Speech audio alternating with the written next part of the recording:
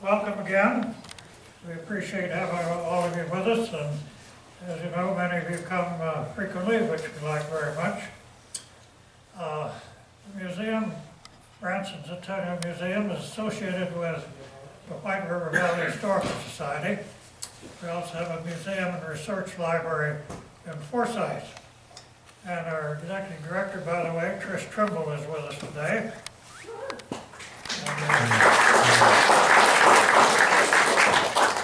And I always give this friendly reminder that we are supported entirely by memberships and donations.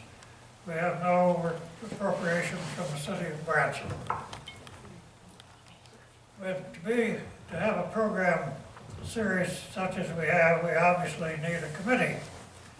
And we have, fortunately, Chris Bohentz, Ann McDowell, Lynda Burlingame, Gene Babcock, and Curtis Copeland. They're responsible for all of these programs.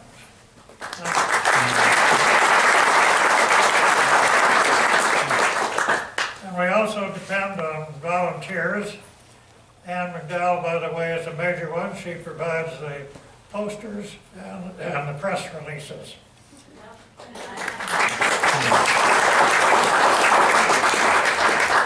And we have Jerry Buckley, who's not here today, who is very helpful with the infrastructure. If something goes haywire around here, he can usually fix it for us. And then Joe and Barbara each do two things very importantly with us. They give us free rent in this building, and then they volunteer to help also.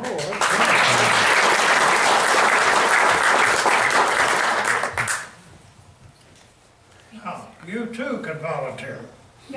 All of you. You may greet visitors, you may help inventory photographs, you can help clean and take care of artifacts, or all kinds of things that you can do.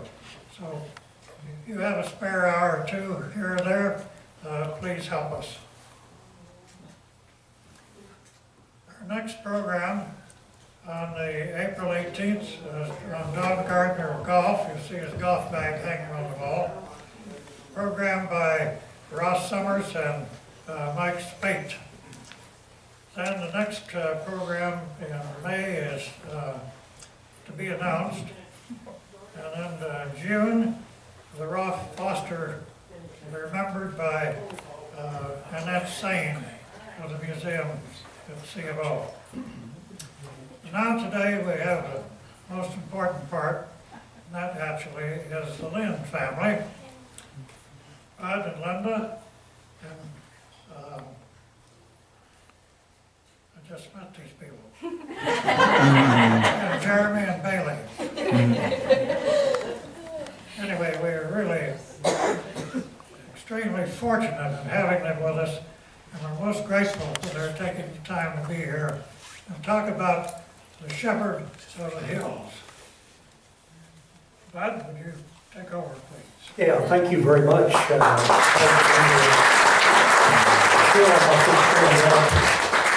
So many friends and people here that feel like family. So many people I could just point out, and I love you all. Some people have traveled here from quite a ways, and I see Glenn Braden here with his wonderful little wife there from Shepherd of the Hills, and Jay McFerrin. Wow. There's so many people I could just talk about here, but I was with the Shepherd of the Hills for 34 years. I was in the show from 1968 to 2002. And I still am with the Shepherd of the Hills quite a bit. I'm there a lot. So anyway. I've enjoyed my time there. It feels like it's been a big part of my life. It was such a major portion of my life, and I enjoyed it so much. Still do. And I love Branson. I love this area. I see Lee Trimble back here. I didn't see you there.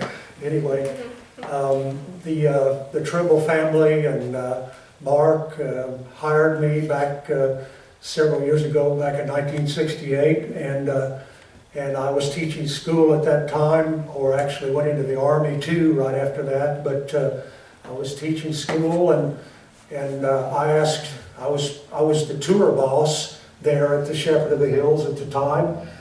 And so I asked Mark, I said, now if I'm going to do this and I'm going to be having people coming in as tour guides, and I'm going to be hiring them and going to be on there, I need some extra time instead of doing both teaching school and also working at the play and also being as a tour guide there. So he asked me to.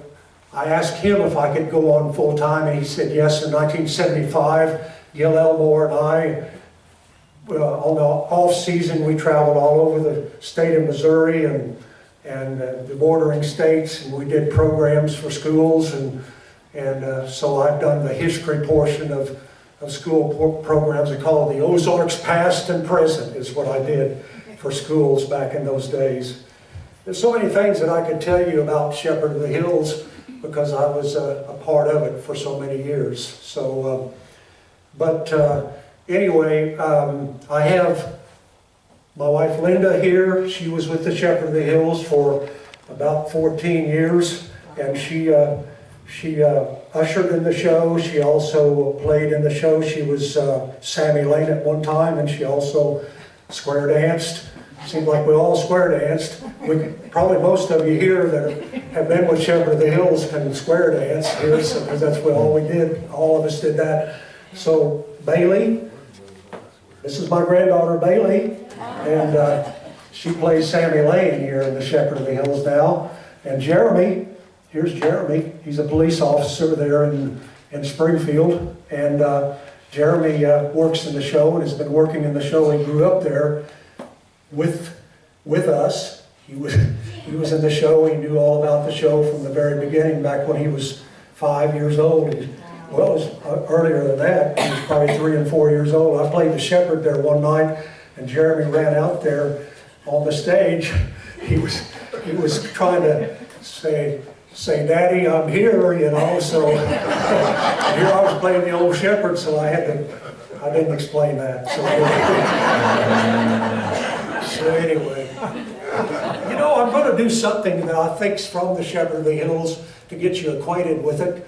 And you folks that are with the Shepherd of the Hills recognize this. This was from, I want to tell you, Harold Bell Wright was a Christian minister. And that makes this all so very important for us to understand that. Because he, above everything else, wanted to reach the folks with his ministry of print. See, he was an itinerant preacher, and they asked him when he was here in the Ozarks, he said, "Williams would like to hear you preach," you know. He said, "Well, I reckon I can do that," is what he said. So anyway, that started his preaching to folks in the Ozarks. So he preached to a lot of folks here in the Ozarks. This is from the Shepherd of the Hills. I want to do this. This is Preaching Bill.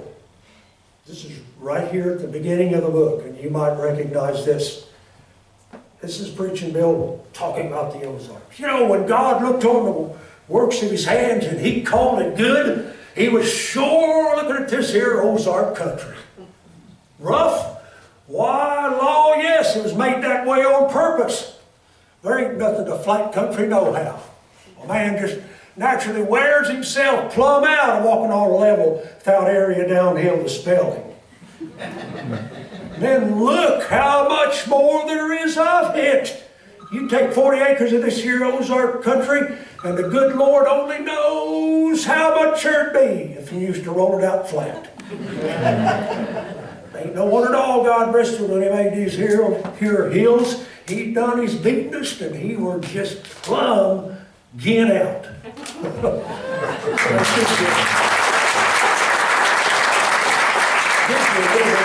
Flavor of Shepherd of the Hills. Now, if you've never read that, how many of you read the story of the Shepherd of the Hills? See now, wow, that's great. You know, I used to ask that back in the 1960s when I was first giving tours at the Shepherd of the Hills, and nearly everybody raised their hand back at that time. Probably 90% of the folks in those days had read the Shepherd of the Hills. Harold Bell Wright was one of the most popular. He was the first millionaire author.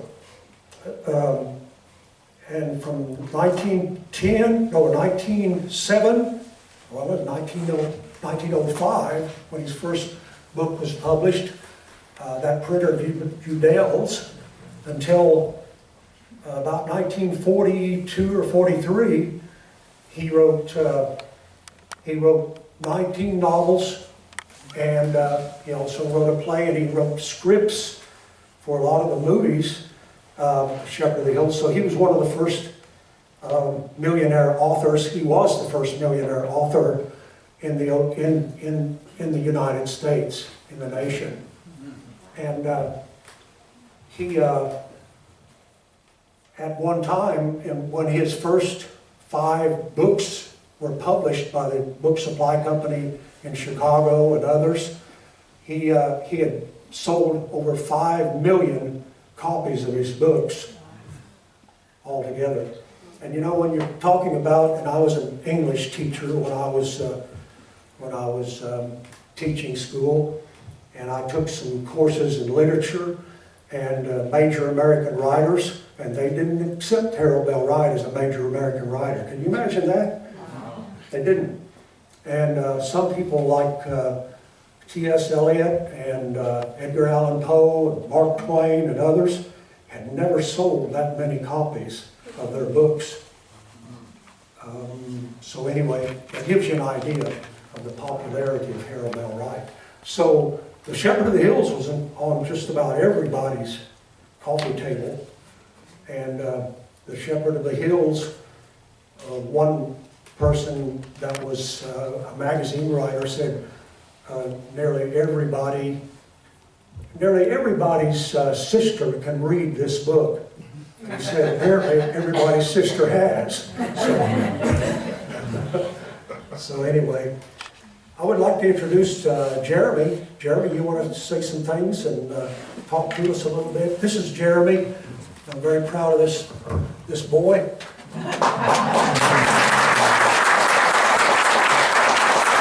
Aaron Zippers and I used to coach him basketball. Anyway, here's Jeremy. Well, thank you. I'm not going to do a line from the show, probably. But, you know, growing up at Shepherd of the Hills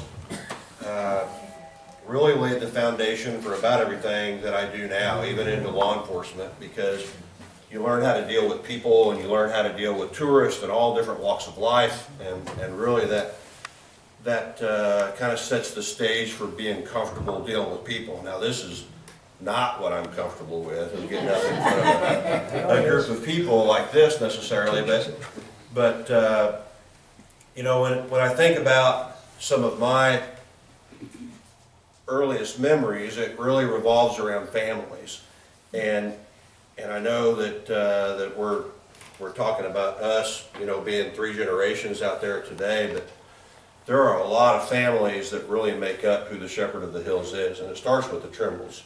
None of this would be possible without their family, and there was multiple generations of your family that made all of this possible. Really, the whole Branson idea wouldn't be possible without the Shepherd of the Hills and the Trimbles and the Hershans and everybody coming together early on. But out at Shepherd, you know, there's a lot of multi-generations out there. You can't even start to talk about families and Shepherd of the Hills without mentioning the Caulfields. And if anybody can figure out their family tree, I would really be grateful, because I can't quite figure out how they all place in, but they certainly do. But you have the Caulfields and the Meadows, and I'm going to miss people and feel horrible for it. But you know, now you have the Crane family. They're like, I think everyone in their family works there. The Gilman family. Bailey helped me out here. The Siffords have got 3 generations that are associated at Shepherd of the Hills, with Larry and his son Justin and his grandson Harrison. I want to say Jackson, but it's yeah. So, but it really is. It's about the families, and I really think there's probably 4 or 5 families throughout the course of history that have made that show possible. When I think about the memories that I have, it was how earthly terrified I was of Hoss Braden when I was a little guy, and he's playing Wash Gibbs, and then he shows up at our house with a cougar to get his hair cut. You know, my mom would cut his hair, and he had Charlene, is that? Charlene the cougar carrying around on his back. And I don't know how you even begin to describe your childhood when it starts with stuff like that. But probably one of my earliest memories at Shepherd was Dad would go out there during the summertime or all the time, but when I was little, I'd go tag along with him. And there were a lot of folks that were out there at that time, like Dean Fullerton, who's, you know, I was one of my idols as I was growing up, taught me everything I know about horses. And then Chris Meadows would play the shepherd, or not the shepherd, he'd play old Matt down on the set during the day. And so the tours would come through, and of course Dad would just turn me loose, and I'd go down and find Chris or Dean or someone, whoever would put up with me for the day. But Chris would send me to the dressing room and have me put on a pair of overalls, and that's it, nothing else, just overalls. And we had a big 50-gallon drum down there at the time, and they would still grind the corn and let the visitors take home a little bit of ground corn after he showed them how the grist mill worked. Well, he would have me get down in that 50-gallon drum of corn, and he'd find the most frail old woman in the group and say, go over there and get some corn out of that corn bin. And he'd have me jump up out of there, howdy! You know, and I was like 3 years old. Well, probably 5. But, so Mark came down one day and watched this unfold and didn't know that I was in the corn bin, and the little old lady about fell over backwards, and that was the last time that Chris was allowed to put me in the corn bin.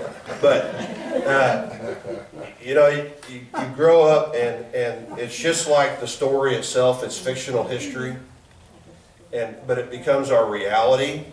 And so the Shepherd of the Hill story is fiction, but yet we preserve it as though it was real. And you know, you grow so accustomed to that old mill theater, and you think that that's actually where the mill was, because it becomes that fictional history. But it wasn't, obviously. It was in the bottom of Mutton Hollow, down off of Echo Glade. But that fictional history and the stories that you hear, even if you weren't part of it, you've heard those stories so many times that you feel like you were. And Dad would tell the story, I don't even remember who it was. I think it was Mike Sr., which he's the foundation of about 90 of the stories, 90% of the stories. But, you know, Preaching Bill comes up and ties his mule to the side of the mill, and someone thought they'd be funny and put a mouse down in the corn box. And he's out giving that the line that Dad just gave about the opening of the show, and that mouse popped its head up out of the corn, and the mule ripped the whole side of the mill off and drug it off the stage. And he just turned around and said, well, we'll see you at home, because it was gone. It just took off with it. But it was a great childhood. I wouldn't give it up for anything. I think about all the time about the different things that would happen on a daily basis, like picking up Ray Jones. He was a glass blower at Silver Dollar City, but yet he played Doc Coffin. He didn't own a car. I'm sure plenty of people in this room gave him a ride from Hollister to Branson, or to Shepherd or Silver Dollar City at some point, and he knew that somebody would be headed to the show at Shepherd. So he'd walk out to 76, and usually it was us.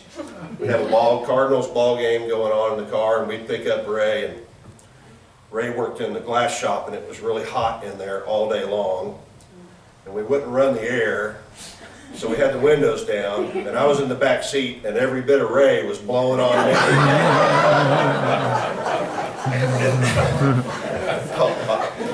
had a very distinct about him. But it's those little memories that just stick with you for life, and none of it would have been possible, any of it, without Shepherd of the Hills and Trimbles and everything that has transpired out there. So I worked there growing up, and then really kind of probably officially, there's people that work there, and then there's people that are on payroll, because there's so many families that are just out in the show that probably shouldn't have been with labor laws and everything else, but we all were. It was just part of it. But I started ball knobbing in, I don't know, probably the early 90s, late 80s, early 90s. I can remember when Dad was a drama coach, and we would go out there, and all my classmates got to play Little Pete, but I couldn't because I was too tall. So, but all my classmates would. Marty Seaton and Joey Ackfeld and Eddie Ackfeld and all those guys would play Little Pete, but I never did, because by the time I was old enough to play it, I was way too tall. So I really just ball knobbed the majority of my time, and then in the 2000s, life took over and had a family, and kind of walked away from it so we could concentrate on that, because I worked nights. But then my daughter Bailey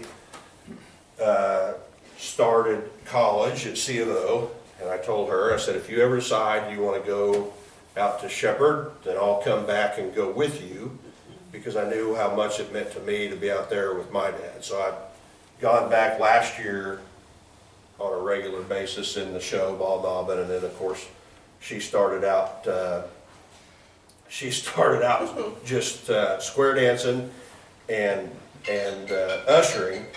And I'll share this real quickly, and then I'll let her say a few words. But it was late May, or I think May, yeah. And I was working downtown on the square for some type of event downtown, and Bailey had just started reading the script. No, I have not. Or you had not, or Well, barely. Yeah, I guess barely. Barely.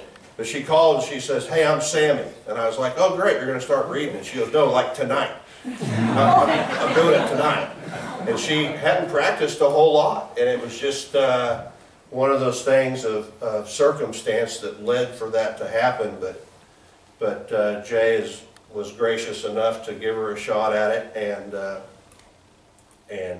And then she played it pretty regularly through the summer. It's been fun to watch her grow in that. And there's a lot of people that have had a lot of, if you think about all the people that have played Sandy Lane, or all the people that have played the Shepherd or Jim Lane, or all those different folks that, and the impact that they had on Branson, it was pretty neat to be around all those folks growing up. Gil Elmore and Lloyd DeRay, and of course people that are still there, all the Kauffelts, and Haas is probably one of the most iconic people that's ever been there, and Danny Hirschberger. Growing up around these guys has been quite a deal. Does anybody remember the guy that I can't remember his name? Yeah, my good friend, what's his name? Claire Hutchison. Remember Claire? Claire tried to break my hand every time that he shook it, and I'll always have that memory. He grew up milking cows, and so my hand, and he was this little bitty guy, short-statured, and he put the biggest man on his knees when he shook your hand. And it's just, you have those little memories of individual people, and it really is pretty neat. Billy.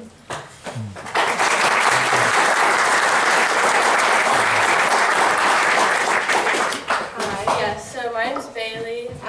I say I'm pretty outgoing, and then I get in situations like this, like that, and I'm like, oh, but it's okay, we'll get through it. So yes, I started out at Shepherd last summer, and unlike Dad, my childhood was not at Shepherd, which is kind of crazy to think about, because it kind of feels like it was, and then like it wasn't at all. So we had gone out there a lot, and I had a lot of like experiences out there, but not in the same way that he had at all, in any extreme. And I'm sorry, I thought that was probably pretty quiet. Sorry, y'all. But I always grew up with these stories. All the stories that he just told you, imagine those multiple times a week, every week, for your entire life, okay? So like they get to where like you can say them with them. And it kind of also from Papo too, well I call Bud Papo and Lynda Mimi, but so kind of from Papo too, like my childhood wasn't necessarily there, but like I was there. And so when I went to C of O, it never really crossed my mind to work at Shepherd. I was like, I'm not working there. And Dad was like, you ever want to work there? I was like, I'm not working there. Because I don't know why, I just was like, I don't really want to. And so then, last spring, I was like, I am broke. And I'm a poor college student and I need to work. And so Dad was like, okay, like go work at Shepherd. And I was like, okay, I'm not doing the show, I refuse. And he was like, okay, whatever. He didn't really like respond to that. He just kind of left me, he was like, yeah, whatever. So I started working at Sammy's Sweets and Treats, the ice cream shop, and I loved it, okay? Like it was my jam, it's still my jam. I love C of O, but like if I could, I'd be there all day, every day, doing it. I like it a lot at the ice cream shop. And I remember I was working one time with Peyton Gilman, one of the daughters of the family's dad was talking about, and she was like, you should just come out and square dance. I was like, I'm not doing the show, I refuse. And she was like, okay, whatever, you're dumb. And so then she was like, those are like verbatim, like that is what happened. And so week by week, I had only worked there for like 3 weeks. And she was like, okay, just come down to the dressing room with me tonight. And I was like, oh, whatever. So I go down there, I don't know if Jay remembers this, but I went down there, I waddled all the way down, I got lost, I didn't know what I was doing, because she had gone before me, because she got off at a different time. So I remember I FaceTimed my dad, I was like, I'm going to get taken to jail with this route, okay, because there's like a little road, I don't know if y'all know it, but it's like over behind the tower, and it was like employees only, and I was like, I am not supposed to be back here. And I was like hyperventilating, I called my dad, I was like, what? And he's like, just keep driving. I was like, there's a zip line, and the coaster's right there. I was like, I do not think I'm supposed to be here. And he's like, just go down. I was like, okay. So I go down, and I meet Jay, I was like, hey Jay, I'm Bailey Lynn. And he's like, you're Bubba's granddaughter? I was like, yeah. He's like, yeah, you can square dance. I was like, okay, sounds good. So I remember Carolyn got me all dressed up, and I was like, oh my gosh, I'm wearing such pretty dresses. And I was like, I'm going to square dance the rest of my life, and it's going to be great. And I had no intention of playing Sammy Lane, okay? Like, absolutely none. And so I remember one time I had gone into Jay's office just to be like, hey, because every time before the show I just kind of come in and say hello, and then go get my dress on and go usher.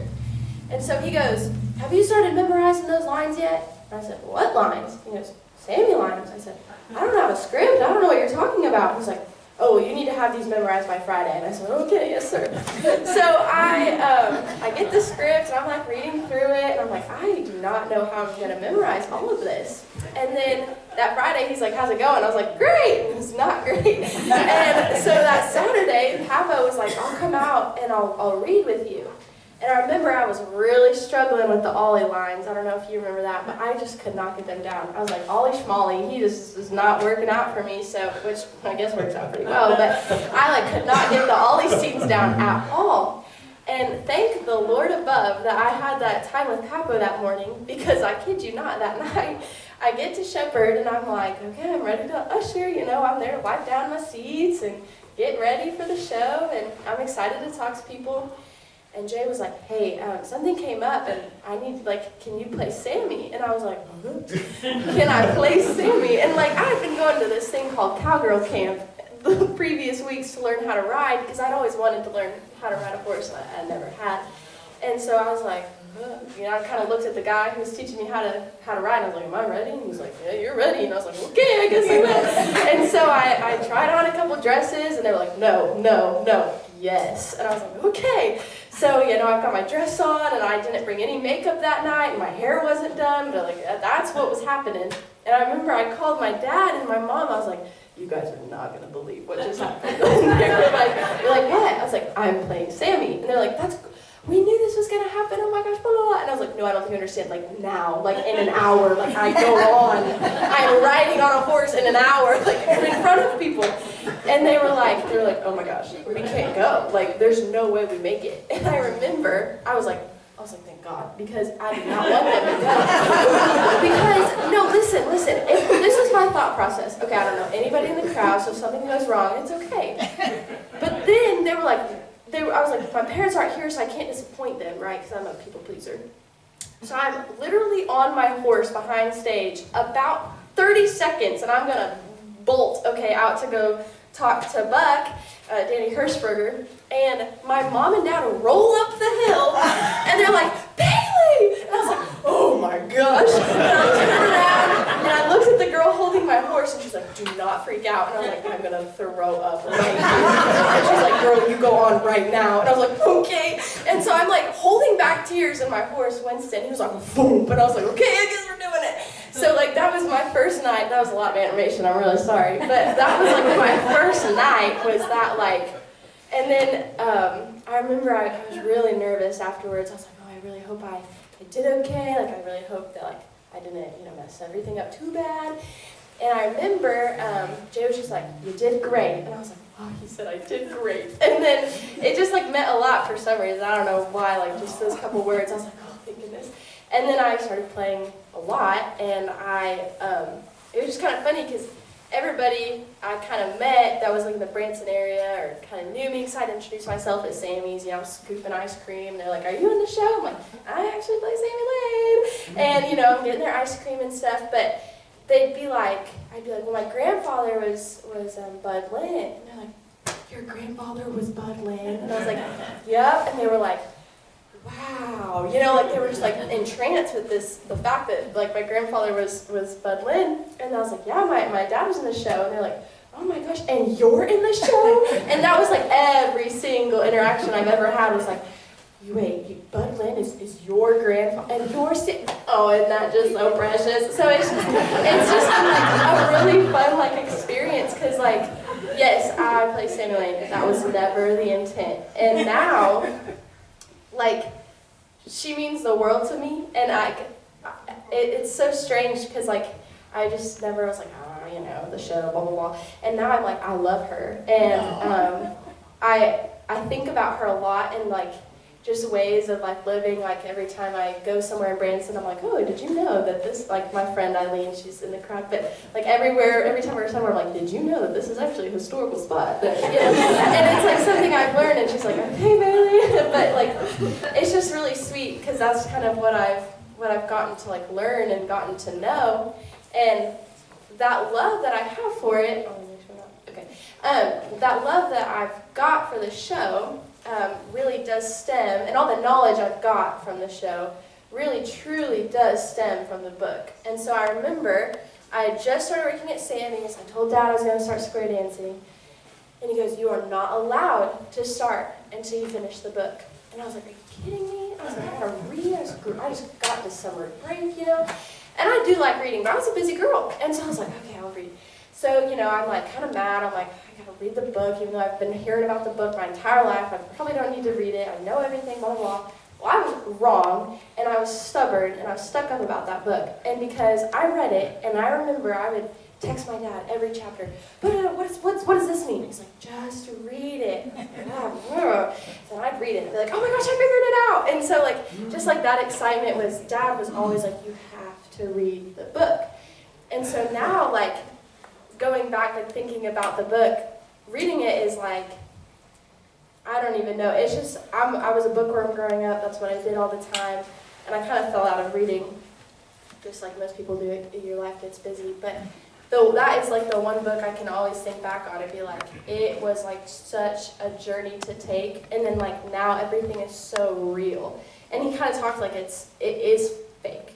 It is historical fiction. So it's based off of true events, but some things are kind of just added in just to make the story go along. But like, it's real to me. Like, Sammy Lynn, whether she was based off of 3 people or 1, or Ollie, whether he was a true mountain man or if he was a city boy, or, whether old Matt and Aunt Molly was John Cannon or Ross, like, they're real to me. And like, the book made it come to life. And that love I have for it is truly based off of the book.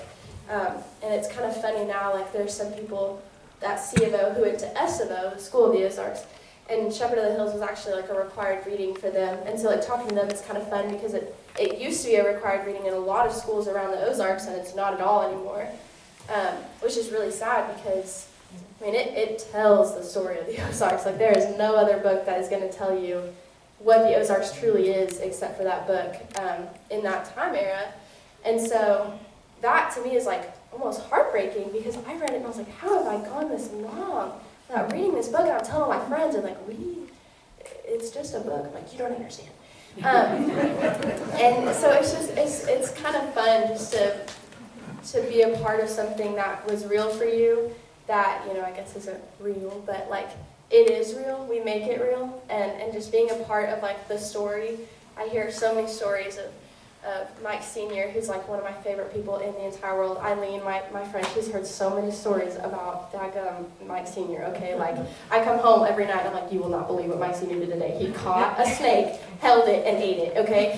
And like, he brought in raccoons too, okay? And so like, he's just funny, and like, all the moms are like your mom, and all the older gentlemen are like they're like my best friends, like Larry Sifford and Danny Hirschberger, and Haas always told me the stories he was going to tell at okay, you guys don't understand this, but anyways, there's a scene that I don't get to be a part of that he gets to talk to everybody else, and there's a story, okay? And he would always tell me the stories, like, behind the mill, because I wasn't going to hear it later. I always thought that was really sweet. He's like, you want to hear the story tonight? And I was like, yeah, sure, I'm not going to hear it anyways. So, like, just everybody in there is, like, family, and I've never truly felt so, I don't even know, loved, welcomed, just absolutely felt like I had a place in the world other than Shepherd. There's always going to be people that, you know, are, you know, there's people that you might not get along with, and there's people that, like, you might get into, like, a little quarrel with, but at the end of the day, like,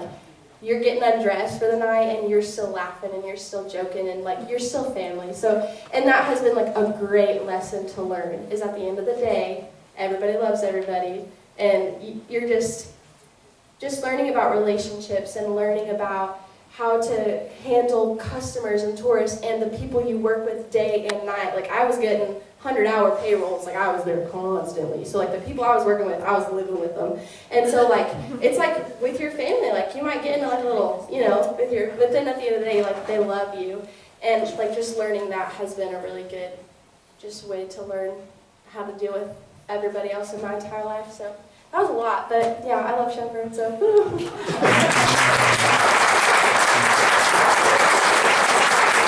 Thank you, Bailey. I sure do. I've been requested to do this, so I'm going to do this real quickly. And then also, if there's any questions. Yeah. Questions? How much time do we have here? I don't We have got plenty of time. plenty of time. Okay. All right. You know, listening to that, first of all, the reason why I got a job at Shepherd of the Hills is because I was going to get married. And so I had to have a job. So I asked Lynda if she would marry me. Our first date was at Shepherd of the Hills from Pittsburgh, Kansas. Little did we know that that was going to be the future of our lives, the love of our life, and the future of our lives for the next 55 years. And I want to thank the Trimbles, who I love dearly, Lee and Mark, who provided a life for us here in the Ozarks. And the only thing that I think that somebody left out here, I'm going to say real quick, is when you come to the Ozarks, you have a love for God, because you feel that spiritual aroma of Jesus. But when Bud and I drove up to Inspiration Point, I was 17 or 18, and you were 19. We drove up to that mountain, and I could feel the grace. What Harold Bellwright was talking about was the beauty of the Ozarks. So that's our hearts right here, and we love you all, and we love the Ozarks, and we love the Trimbles. Thank you.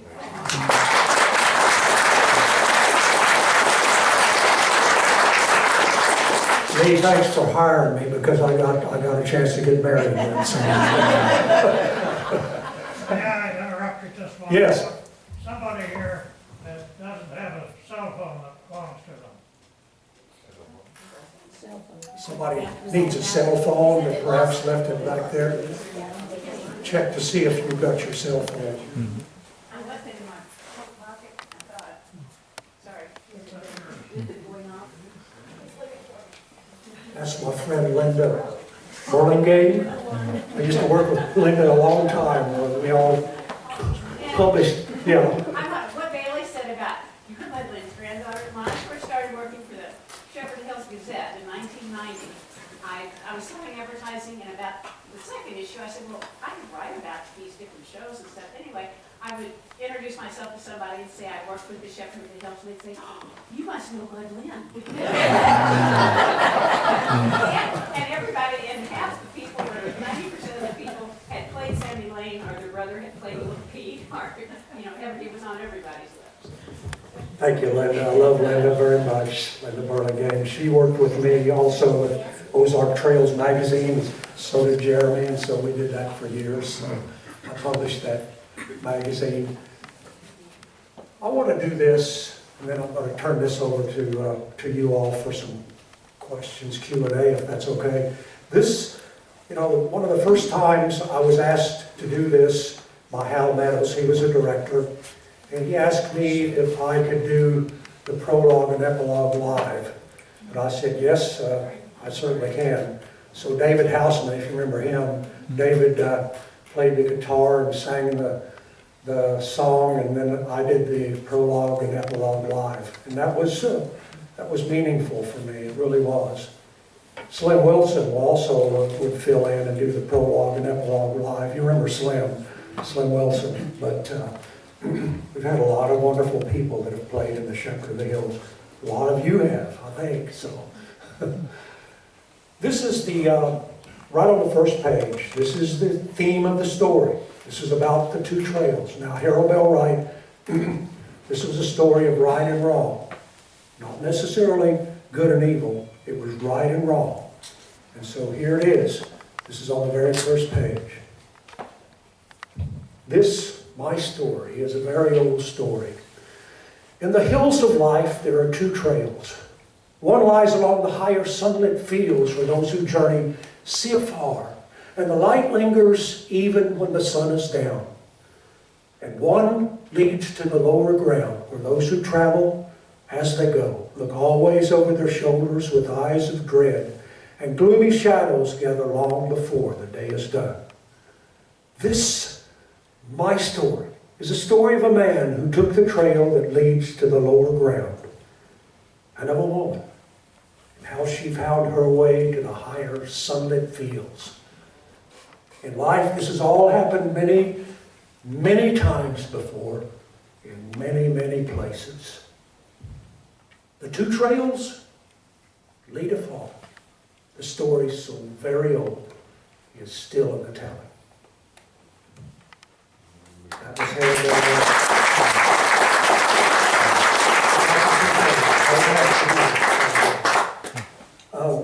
do you have a question? Does your granddaughter know that Lee Trimble played Sammy Lynn? Yes. Yes, I do. I've talked to her. She's amazing. I've loved conversating with her. Yes, she's amazing. Yes. Yes, she did, and I remember, I didn't get a chance to see Lee play it, but I remember that she did that, yes. But just a quick story.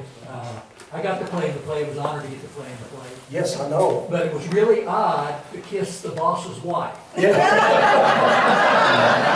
I understand one time that you came to the show and you were just going to watch the show with a date or something, and then you found out there wasn't a young man. Is that right?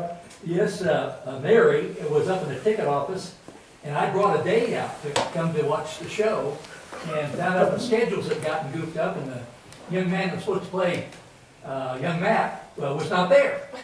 And so I was recruited right quick. So I went down with street clothes to start the show, and then I changed into the shows. So you were there just about the time to lift the engine, right? Enough time to get all pumped up. That's great. It's a live performance, so anything can happen, and over the years I've seen a lot happen, I'll tell you that. Tell us some stories. Well, Black Sheep. Oh, yes, that one's funny. oh yeah, I remember that one. Hal was playing Jim Lane one night down there. It's supposed to be, I was a one black sheep in a fine, proud old Southern family. He said I was a one sheep in a black old Southern family. And the problem is, Hal was standing there. We had to be up close to the audience at the time. And Hal said, if you know Hal said that, well, there was a guy with a cigar. They were able to smoke out in the you know, at that time in the audience. And he had a big old cigar, and he laughed so hard that that cigar went down the front of this girl's dress. So it just kind of stopped everything for a while. I'm telling you, those things happen. We didn't expect that to happen. I remember one night, Lem Wheeler was supposed to show up. And of course, that time, I've played Lem Wheeler a lot, but this was back in the early times when I was playing Howard, I think, and I didn't know the Lem Wheeler lines, but I was out there, and Lem Wheeler was supposed to come on, and the line is, "Hey, there comes Lem Wheeler." He wasn't there. And the next line is, "Sure hot." That's what he's supposed to say. "Don't look like this old grouse ever gonna let up." And somebody else said, "Sure hot." We went on, and there was all kinds of dialogue that went on after that. We got through it, so that's, you know, you can't stop, you gotta keep going, so that's it. I've got a story real quick. Okay, so Hoss, you gotta help me with it. What's that? What is my dad's favorite line when he doesn't know the line?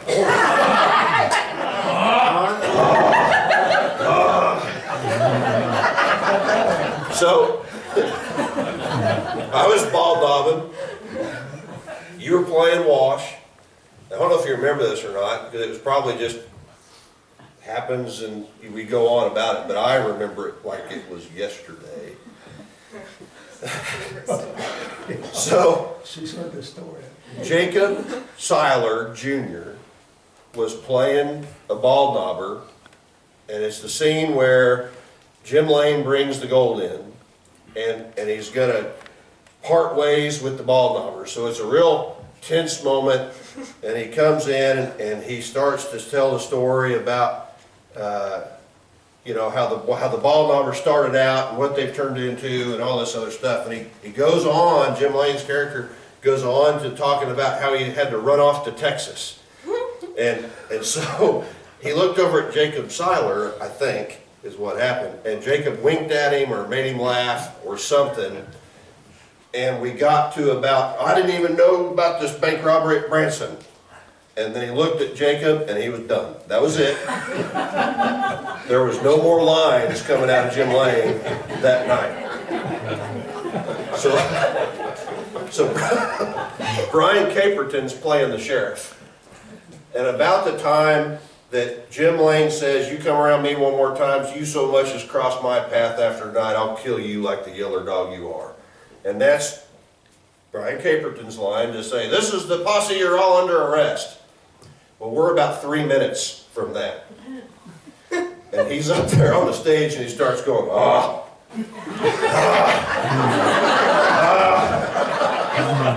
Wash pulls his gun and kills him. And we hear Brian Caperton in the rain shelter, "This is the sheriff!" running down the set, and we're all standing around not sure what to do. We had a gunfight, drug Jim Lane off, and that was that.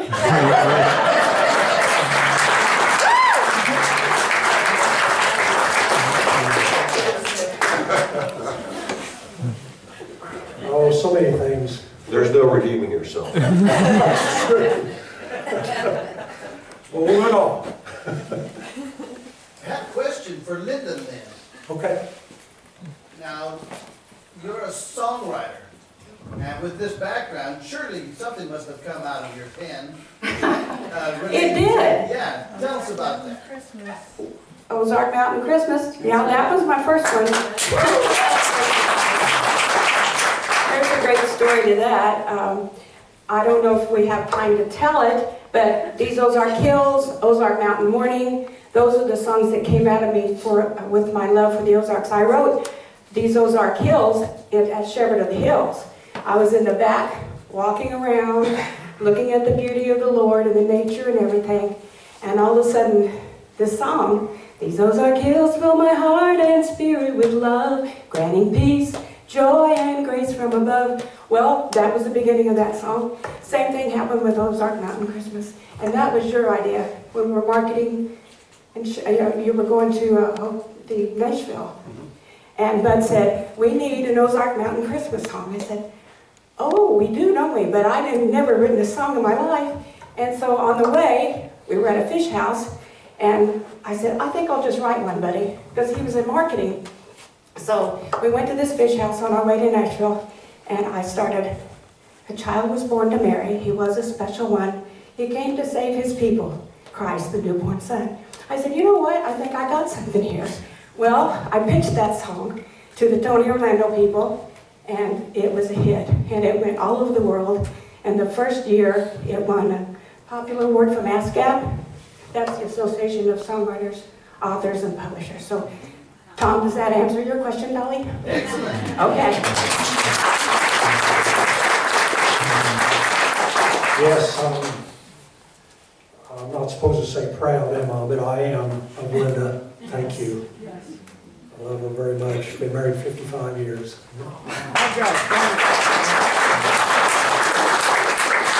I've got a funny story that happened after the play, if you'd like to hear it. Yes, I love it. Okay. Also, help. I was in that play for a couple of years. I don't know, 2002 or 3. And I'm a cowboy poet, and I was all over the country. I run into Joe Baker, who was in the show, and he introduced me to Keith, and he hired me to open the show. And I'll tell you, I got to say, the most wonderful people I ever worked with. And I've done shows, British Columbia, and all over the country. These guys helped me. They weren't jealous of anything. They didn't try to stump you up. I mean, they helped you and give you pointers. But one thing, we had a laundress in the show. Her name was Missy, and she knew the combinations of all the lockers to do the clothes. So the guy that would come to see her was working in another show at Branson. His name was Danny, I think. He's about less than 3 foot tall. He had to have special apparatus to drive a car. Well, we had a guy in the show that was jumpy. He was spooky. I mean, anything was scary. Well, at the end of the show, somebody put a ball numbers mask on Danny and put him in the locker. This guy shoved in there, and I didn't know it. Nobody knew it. This guy opened that locker up, Danny had that ball number mask come out, that guy tore that locker room up getting out there. It was one of the funniest things that I'd ever seen. I just had one that my wife told me about. It was just hilarious. But it was a good bunch of people, and I enjoyed that for a couple of years.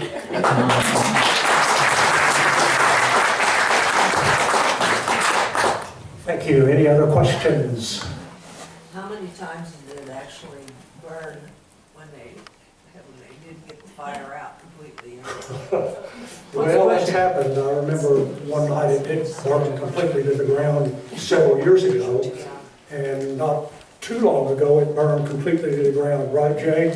Yes. And we were out there and trying to figure out what to do. And so, You burn it, you build it.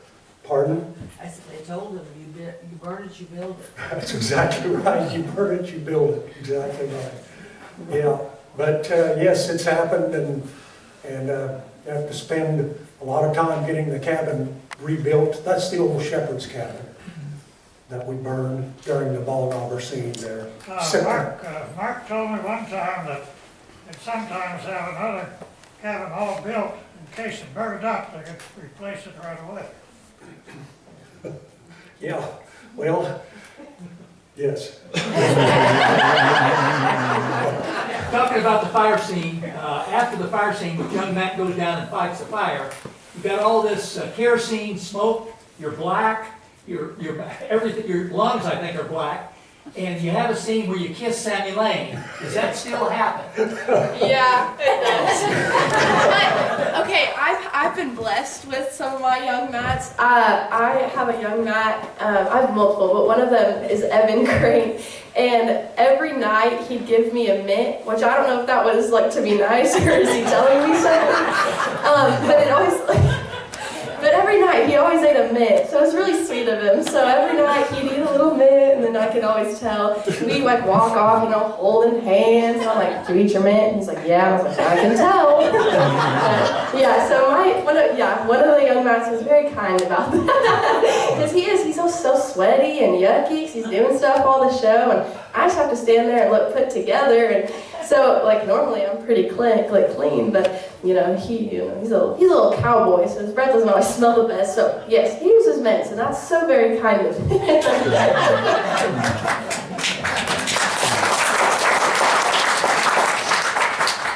I appreciate Mary Ann Sharp being here. There she is right there. And she's come in here all the way from Nevada, right? So she had a tour company here in town that I used to work with her a lot. We had Branson, let's see, what was it called? BBBA? Branson Area Receptive Association. Yeah, Branson Area Receptive Association. And then I managed this, back at the other location. Yeah. Here I was part of that and helped form that. I can't even remember the name of it, so there you are. It's part of it. Lots of Ozark Trails magazine days. Yes, Ozark Trails magazine days, exactly right. Good old days, right? We've had some good times in the Ozarks here. One more joke. One more joke? You have to tell that joke about Which one? Jim Lane and his... Oh, yeah, well, Earl Maggard played Jim Lane a long time, and you all remember Earl. He used to work with the Amish over at, near Seymour, Missouri. And because Earl was quite a carpenter, and he was also a buggy builder, and he built a lot of our buggies and worked with our buggies, and the Amish helped us train horses and things like that, so that was pretty interesting. The Amish are all named Schwartz, so all of them are named Schwartz. Jonas was a, their middle name is what actually sets them apart from each family, so it's pretty interesting there. But Jonas was a buggy builder, and he'd build buggies one time we went to, you remember Tony Beeson years ago? Yeah, he was a broadcaster there on KY3, but Tony went with us one time, and we did a story on the Amish there. They didn't like to be in front of the camera, but we could talk about them, but they didn't like the idea that you take a picture of them. But that was so interesting because he did not have electricity, and he could build that buggy from the ground up, and it looked like it was showroom quality. I mean, it was really interesting to watch him build that buggy. He had a girl that was actually on a bike that was turning the bike like that, and it would run that sprayer that spray the paint on the buggy. So, so they didn't use electricity, but they used a lot of ingenuity. So, but anyway, here it is about Earl Maggard. Earl he'd never played in the show before, or in any show before. He was just a good old country guy. He grew up over Bradleyville, over in that area. He didn't have any running water, didn't have any kind of electricity or anything over there where he grew up. So he was very familiar with all kinds of things, but in the Ozarks.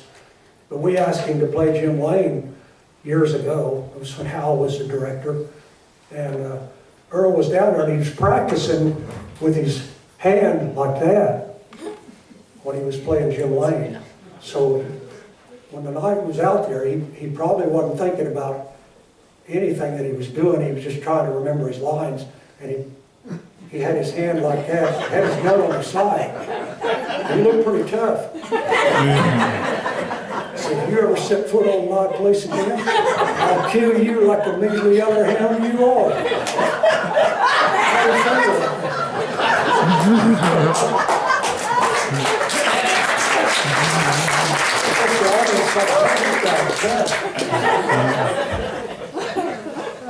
Go ahead.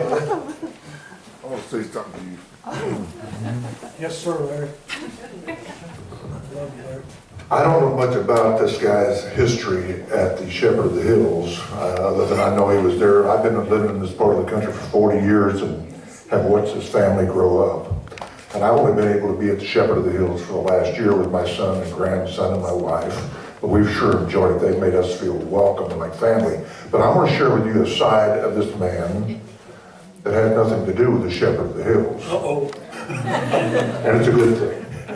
He is probably one of the most gentle, kind-hearted, loving men that I've ever met in my 76 years on this earth.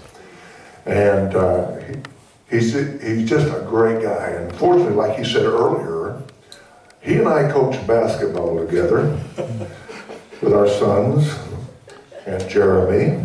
And on the bench, he would always sit, and I was the guy left to chew butt, okay?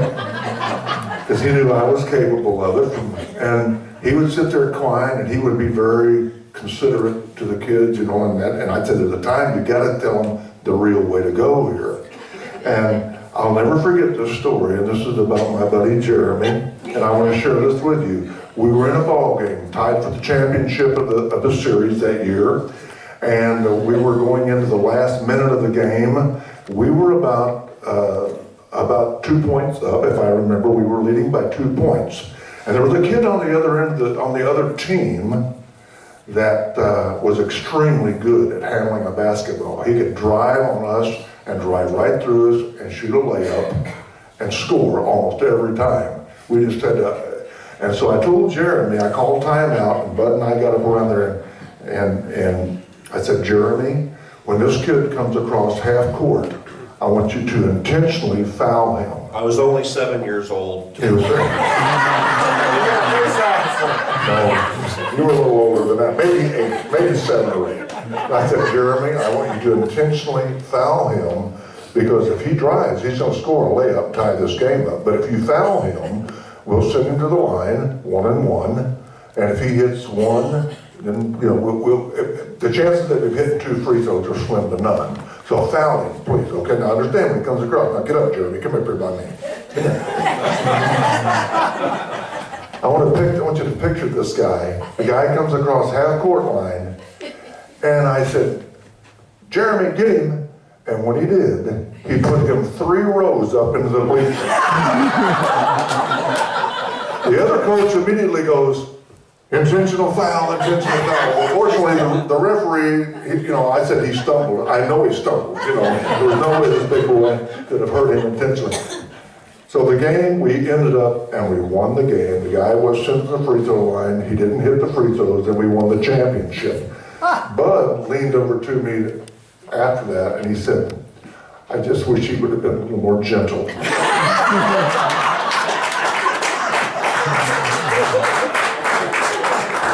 I want to share one quick story about this man. It's a grown man, and I hope I don't embarrass you. I don't think I will. Okay. Which is the truth. This man served under the governor, Mike Parson, when Mike Parson was sheriff in Hickory County. This man was a deputy under him. One night he made a stop. It was not a good stop. The man got out. As Jeremy got out to approach the car, the man got out and shot this man 7 times. 7 times. He got up, he got back into his squad car, and he drove himself to the helicopter pad to be airlifted. That's the kind of courage and strength to attend his family. And he continues to be that kind of a man and that kind of a father, and I'm proud to call him friend. God bless you.